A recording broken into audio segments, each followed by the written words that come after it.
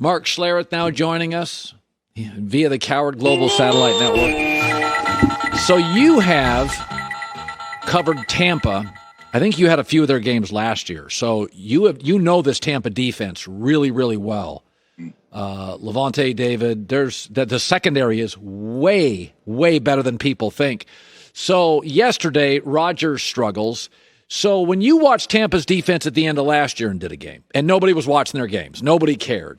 And I think you told me this. You told me this about 6 months ago. You're like, watch out for this defense. Is it scheme? Is it athletic ability? What is it about the Buccaneers defense that you see? What is it what's the special sauce? Yeah, fearlessness, I think, is the biggest thing. They're going to come after you, and they're unapologetic in the way they come after you. They want to hit your quarterback. They have got very talented guys up front. You know, they really connect their front end with their back end. So guys like Sue, guys like JPP, they have the ability, Shaq Barrett, to rush the passer, but they are exceptionally talented on the back end, fearless in the way they play in the secondary. And there's not one guy that's afraid to go straight up man, jump routes. That's just the way they play. So, you know, whether it's Dean or whether it's, their safeties, they are just exceptional. Their linebackers and Levante David and White are incredible as well. Murphy Bunting is incredibly talented at the cornerback position. I think is it Davis, the cornerback. I think he's one of the best cover corners in football that nobody knows the name of. He is a lockdown man-to-man corner. And so they are just exceptionally built at all three levels of their defense. Fast. And I said it last year. I covered a couple of their games. They struggled at first with a bunch of young players. They didn't know exactly what they were doing. Now they're tied together. I covered 2 games this year. I covered them against Carolina. I covered them against Denver. And they are one of the best defenses in football, bar none. You know, you look at we get to the point in the year now, and we're going to see it, where defense takes over. The weather gets windier. I mean, yesterday in Tampa, it's windy, can't make all the throws. This becomes more coaching and football. I don't even know what to make of Tennessee other than that Tennessee's really good. Tannehill looks like a new quarterback. It had to be Adam Gase, because if this is what he is, this is really good. And they are so physical. This is like your Washington team. They are so physical. What is it like to be in an offense when you know, like Tennessee, that you can impose your will on them? Like, do you look at the film on Tuesday and Wednesday, and do you know then, oh, this is a finesse football team. We can run on this football team. Yeah, there's always those, teams that try to do things, that try to, pinch and blitz and do a bunch of different things. And, it's always interesting when you have this attitude of, this is what we are. We know what our identity is. And we know that we're just going to come out here and thunder punch you in the throat.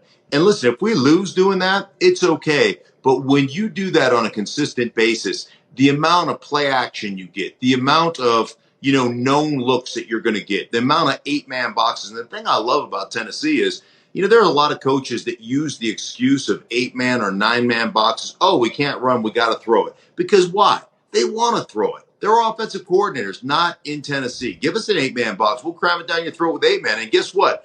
The thing about running against the 8-man box, when you break through that first line of scrimmage, there's nobody going to catch you because everybody's down within about 6-7 yards. So that's what makes them great, is their attitude, their identity. They know what they want, and they set things up. There's a reason Tannehill is so good. They're going to run it. They're going to give him, if you're throwing it 25 times a game, you're literally dropping back in a 7-step type of drop where you're actually threatened as a quarterback, maybe 4 to 7 times a game.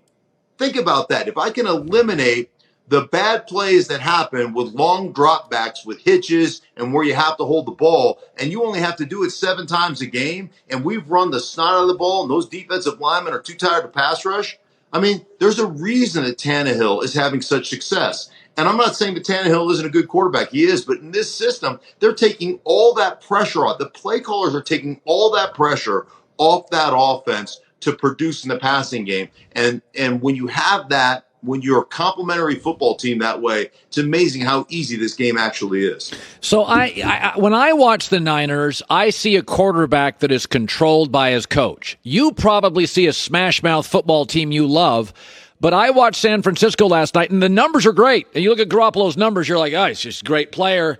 And I watch them, and I think, man, they don't turn it loose. He feels like he's controlled. What did you see from the Niners last night? Do you buy this kind of offense, which is 17 of the 23 completions, short, quick, get it out?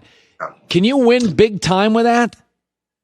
Oh, yeah, absolutely, because they're so good. Kyle Shanahan does such a great job of, there's, in my mind, there's two types of coaches. There's the coaches that say, hey, we're going to create explosives because we're going to match up our best player against somebody that doesn't have business covering our best player. So they go out from the standpoint of, we're going to try to attack a person, attack a personnel grouping. We're going to attack that. Whereas Shanahan sets things up based upon what they do. We're gonna run this play 4 times. This play may stink overall. We may only net 12, 13 yards off of this, but it's going to set up 2 explosive plays in the passing game for us that they're not going to cover. That's what he does. They create so many mismatches, and they create such a great, a great opportunity for their offense to be successful, especially in the running game.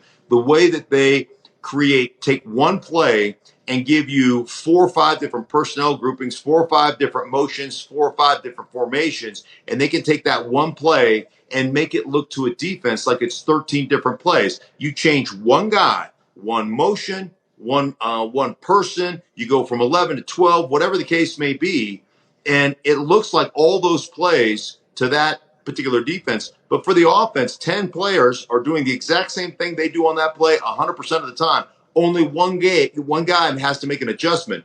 And it just makes it exceptionally difficult for a defense to recognize what they're in and what they're trying to do. But for the offense, it's pretty simple. So that's the brilliance of what Kyle Shanahan is doing in San Francisco. Brady and the Buccaneers had 11 penalties last Thursday. They had none yesterday.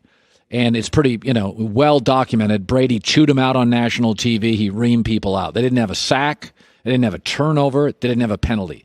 John Elway, and I said, to me, that's leadership. That leadership is confronting problems, not being passive aggressive. And they were a different team this week. Was Elway a yeller screamer when things went sideways?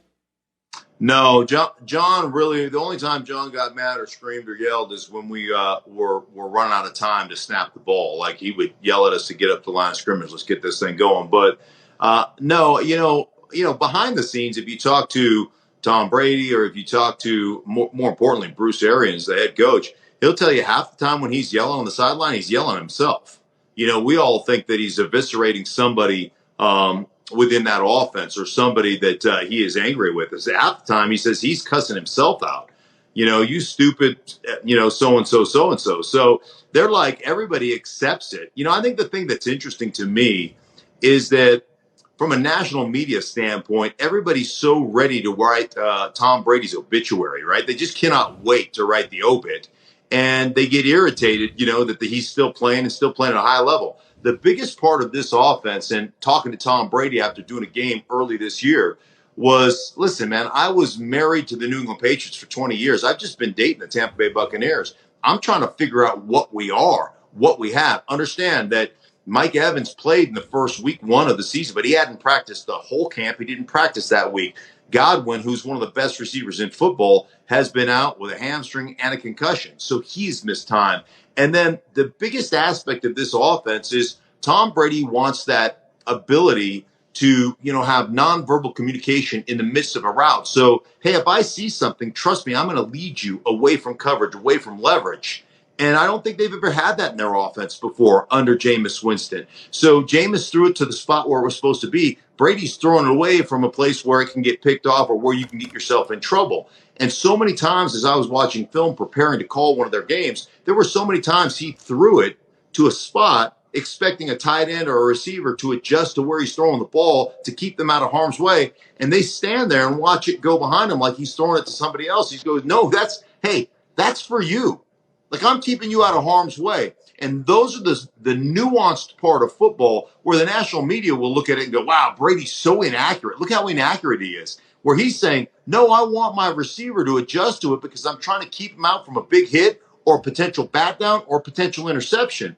And that's the nuanced part of football that until you're watching that coach's tape, you really don't understand or you really don't see. And as they start to develop that and they start to get that timing down, this is going to be a dangerous football team come the playoff stretch.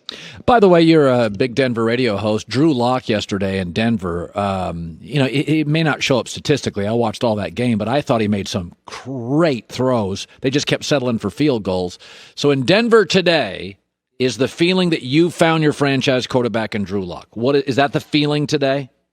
I think there's a feeling that Drew Lock could be the guy. Statistically, this is where statistics get you in trouble. Statistically, it's not a very good game. It's not a good looking game. But he had 3 or 4 drops, a couple of drops that should have probably been touchdowns. And then he made a couple of bonehead decisions late in that game. He had one where real bad. He threw a back shoulder fade when the receiver had already stacked the corner. So when that happens, when you're, it's kind of old John Madden. When you're even, he's leaving.